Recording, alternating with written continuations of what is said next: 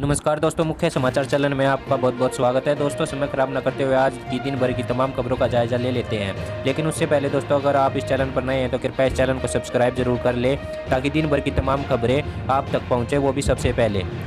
तो चलिए दोस्तों, समाचार शुरू करते हैं। चलिए दोस्तों, खबर शुरू करते हैं। दोस्तों, कोरोना देश में 96,436 केस अब तक हो चुके हैं। गृह मंत्रालय ने कहा है, राज्य लॉकडाउन के प्रतिबंधों को कमजोर नहीं सख्त कर सकते हैं। लॉकडाउन 4 सोमवार से शुरू हो गया। यह 31 मई तक लागू रहेगा। अब तक देश में 37,000 मरीज ठीक हुए हैं। 1 मई तक इतने ही संक्रमित थे। श्रीनगर में एक कोरोना संक्रमित का इलाज कर रहे 5 डॉक्टरों की रिपोर्ट भी पॉजिटिव आई है। आपको बता दें, गृह मंत्रालय ने स्पष्ट किया कि राज्य और केंद्र शासित प्रदेश लॉकडाउन 4 में लगाए गए प्रतिबंधों को कमजोर नहीं कर सकते। वे इन्हें स्थिति का आकलन करके स्वास्थ्य विभाग के दिशा निर्देशों के तहत और सख्त कर सकते हैं। इस बीच देश में कोरोना संक्रमितों की संख्या 96,436 हो गई है। सोमवार को दिल्ली में 299, राजस्थान में 140, कर्नाटक में 84, आंध्र प्रदेश में 52, उड़ीसा में 48, बिहार में 6, जबकि असम, हरियाणा और गोवा में 2 मरीज मिले। कोरोना अपडेट के बारे में सीआरपीएफ के 3 जवानों की कोरोना रिपोर्ट और पॉजिटिव आई है। अब तक इस पैरा मिलिट्री फोर्स के 294 जवान संक्रमित हो चुके हैं। इनमें से 177 ठीक हो चुके हैं।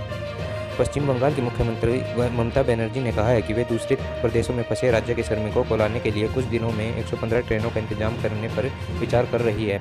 राज्य सरकार इन मजदूरों का किराया चुकाएगी।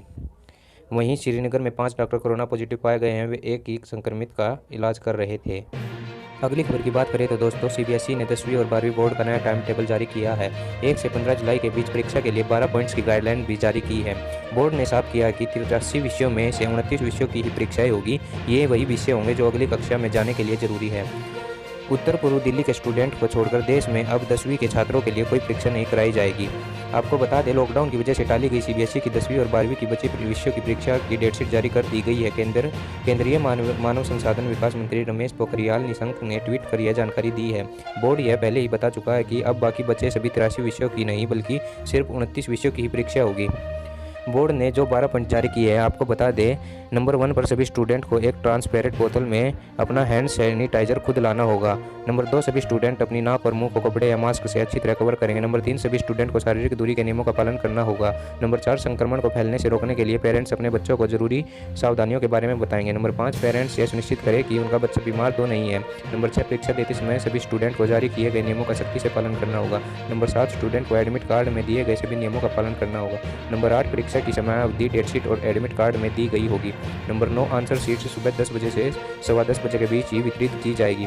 नंबर 10, इसके बाद जो प्रश्न पत्र 10:15 बजे दिया जाएगा, उसी के अनुसार समय तय होगा। नंबर 11, सुबह 10:15 बजे से 10:30 बजे तक स्टूडेंट अपना प्रश्न पत्र पढ़ेंगे। नंबर 12, सुबह 10:30 बजे से स्टूडेंट अपने उत्तर लिखने शुरू करेंगे। इस पर केंद्रीय शिक्षा मंत्री ने ट्वीट करते हुए कहा है कि आप सभी से सीबीएसई की 10वीं की बची हुई परीक्षाओं की डेट शीट साझा कर रहा हूं। ये परीक्षाएं केवल उत्तर पूर्व दिल्ली के विद्यार्थियों के लिए होगी। मैं आप सभी को आगामी परीक्षाओं के लिए हार्दिक शुभकामनाएं देता हूं। अगली खबर की बात करते हैं दोस्तों, ग्वालियर में एक बहुत बड़ा हादसा हो गया है, जिसमें 3 मंजिले मकान में आग लगने से 7 लोगों की मौत हो गई है और उनमें 3 बच्चों की बुरी तरह झुलसकर आग में मौत हुई है और 11 लोगों को रेस्क्यू कर दिया गया है। आग इतनी तेज थी कि प्रशासन को मोर्चा संभालने के लिए एयरफोर्स को बुलाना पड़ा। दमकल की 10 गाड़ियां और ऑक्सीजन सिलेंडर भी मौके पर भेजे गए। आपको बता दें कि ग्वालियर शहर के रोशनीघर रोड स्थित 3 मंजिला मकान में सोमवार सुबह करीब 9:30 बजे आग लग गई। हादसे में 7 लोगों की मौत हो गई। मरने वालों में 2 बच्चियां भी शामिल हैं। हादसा इंदरगंज चौराहे पर थाने से महज 100 मीटर की दूरी पर हुआ। अब तक 11 लोगों को रेस्क्यू किया जा चुका है। घर में 25 से ज़्यादा लोग रहते थे। अगली खबर की बात करें तो दोस्तों, दिल्ली सरकार ने कोरोना पर कहा है कि स्पोर्ट्स कॉम्प्लेक्स खोलने के आदेश हैं। ऑटो और टैक्सी भी चलाई जाएंगी। बस में एक बार में केवल 20 लोग ही बैठ सकेंगे। मुख्यमंत्री केजरीवाल ने सोमवार को प्रेस कॉन्फ्रेंस में कहा कि लॉकडाउन से दिल्ली में बड़ी छूट दी जाएगी। सारी दुकानें और इंडस्ट्रीज खोलने का आदेश होगा। रेस्टोरेंट खुलेंगे, होम डिलीवरी का ऑप्शन होगा, वहाँ बैठकर खाने की अनुमति नहीं होगी। आपको बता दें कि दिल्ली के मुख्यमंत्री अरविंद केजरीवाल ने सोमवार को दिल्ली में लॉकडाउन में बड़ी छूट का ऐलान किया है। अब सभी स्पोर्ट्स कॉम्प्लेक्स, स्टेडियम खुल जाएंगे। सभी तरह की दुकानें खुलेगी। सड़कों पर बस, ऑटो रिक्शा चलने लगेगी। बस में एक बार से केवल 20 लोग ही बैठ सकेंगे। रेस्टोरेंट भी खोलने का आदेश जारी किया है, लेकिन केवल होम डिलीवरी का ऑप्शन होगा। रेस्टोरेंट में बैठकर खाने की अनुमति नहीं होगी। केजरीवाल ने कहा कि कोरोना के साथ ही जीना सीखना होगा। उन्होंने कहा कि कोरोना को अब जिंदगी का हिस्सा मानकर चलना होगा। इसके साथ ही जीना सीखना होगा। ज़्यादातर दिन लॉकडाउन नहीं रख सकते। हम सभी मिलकर कोरोना महामारी से जीत हासिल करेंगे। दिल्ली में अब तक 10,054 केस मिले हैं, जिनमें से 44,485 लोग ठीक हुए हैं। 45% लोग ठीक हुए हैं। अगली खबर की बात करें तो दोस्तों, देश में लॉकडाउन 4 का आज पहला दिन है। आपको बता दें कि पंजाब में नियमों का उल्लंघन किया गया है, वहीं मंदिर खुले होने की तस्वीर सामने आई है और कर्नाटक में सैलून खुले हैं। दिल्ली और केरल में भी सड़कों पर ट्रैफिक देखा गया है। देश में लॉकडाउन 4 का सोमवार को आज पहला दिन है। केंद्र सरकार ने लॉकडाउन 31 मई तक भले ही बढ़ा दिया गया है, लेकिन सख्त पाबंदियों सिर्फ कंटेनमेंट जोन तक सीमित कर दी है। पहले दिन देश में अलग अलग हिस्सों में इसका असर भी देखने को मिल रहा है। पश्चिम बंगाल के सिलीगुड़ी में फुटवियर, इलेक्ट्रॉनिक्स और बैग हेलमेट की दुकानें खुलने की तस्वीरें सामने आई है। वहीं कर्नाटक में सैलून खोले गए। इसी तरह दिल्ली और केरल के कोची में सड़कों पर वाहन दिखे। पंजाब के अमृतसर में सरकार की गाइडलाइंस के खिलाफ मंदिर खुले, लोग यहां पूजा करने पहुंच गए। केंद्र सरकार ने लॉकडाउन फेज 4 31 मई तक बढ़ा दिया है। कंटेनमेंट जोन के बाहर बस, टैक्सी और अन्य यात्री वाहन चलाने की छूट दी गई है। राज्य आपसी सहमति से अंतर्राज्यीय बस से भी चला सकेंगे। गृह मंत्रालय ने रविवार को जारी आदेश में स्पष्ट किया कि जिन गतिविधियों का विशेष तौर पर लेकर पाबंदी नहीं लगाई गई है, कंटेनमेंट जोन के बाहर उन सभी गतिविधियों को छूट रहेगी। यानी सैलून, ऑटोमोबाइल वर्कशॉप, इलेक्ट्रॉनिक्स, कपड़े इत्यादि सभी तरह की दुकानें, बाजार खोले जा सकेंगे, लेकिन धार्मिक स्थल, स्कूल और कॉलेज खोलने पर प्रतिबंध रहेगा। अगली खबर की बात करें तो दोस्तों, कोरोना काल में भी तूफान बहुत ही बड़ा संकट बनकर सामने आया है। तेज हो रहा है चक्रवात अम्फान, अगले 6 घंटे में तटीय इलाकों में देखने को मिलेगा। मोदी सरकार ने इस तूफान को लेकर हाई लेवल पर बैठक बुलाई है।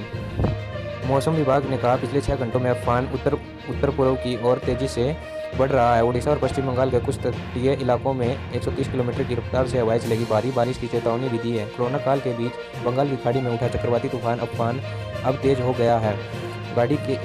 खाड़ी के मध्य भाग में रविवार रात 2:30 बजे से इसका स्वरूप बड़ा होने लगा है। भारतीय मौसम विभाग के मुताबिक पिछले 6 घंटे में अम्फान खाड़ी के दक्षिणी इलाके से उत्तर पूर्व की तरफ मुड़ चुका है। यही पश्चिम बंगाल और बांग्लादेश के तटीय इलाके हैं।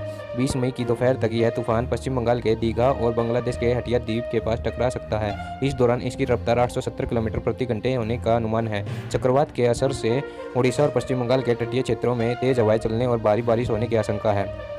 इस पर प्रधानमंत्री नरेंद्र मोदी ने तूफान से निपटने की तैयारियां और इससे पैदा होने वाले हालात का जायजा लेने के लिए गृह मंत्रालय और नेशनल डिजास्टर मैनेजमेंट अथॉरिटी की हाई लेवल बैठक बुलाई है।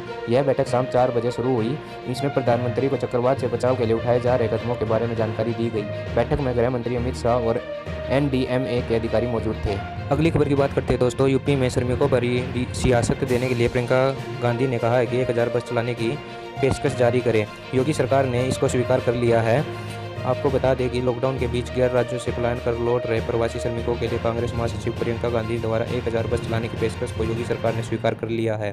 प्रियंका गांधी ने 16 मई को पत्र लिखा था। सोमवार को अपर मुख्य सचिव विनीत अवस्थी ने पत्र जारी प्रियंका की पेशकश को स्वीकार करने की जानकारी दी। यह भी कहा कि बसों की सूची, ड्राइवर, कंडक्टर के नाम व अन्य विवरण उपलब्ध कराए, जिससे बसों का उपयोग प्रवासी श्रमिकों की सेवा में किया जा सके। तो दोस्तों, आज की इन्हीं खबरों के साथ मैं इजाज़त लेता हूँ। फिर मिलेंगे नई खबरों के साथ नई वीडियो में। नमस्कार।